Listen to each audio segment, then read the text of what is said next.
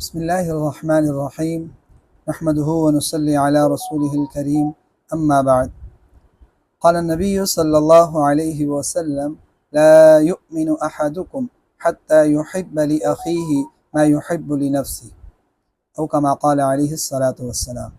پیارے نبی صلی اللہ علیہ وسلم کا مبارک ارشاد ہے کہ جو شخص یہ چاہے کہ وہ کامل مومن بن جائے، اس کے کامل مومن بننے کے لیے یہ شرط ہے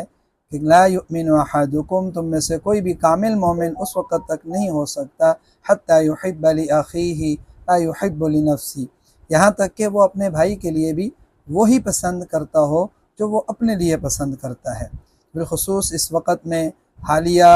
KPK میں جو سیلاب اور اس کی آفات کی زد میں مسلمان بھائی ہیں، تو جیسے ہم مسلمان بھائیوں کے لیے اپنے لیے یہ پسند کرتے ہیں کہ مشکل گھڑی میں کوئی ہمارا ساتھ دے، تو ایسے ہی مسلمان بھائیوں کے ساتھ آج ساتھ کھڑے ہو جائیں، تو انشاءاللہ اللہ تعالیٰ آپ کے ایمان کو کامل کریں گے، اور اس ایمان کامل کے بدلے میں اللہ آپ کو جنت الفردوس اور اپنی رضا نصیب فرمائیں گے۔ جزاکم اللہ خیرہ۔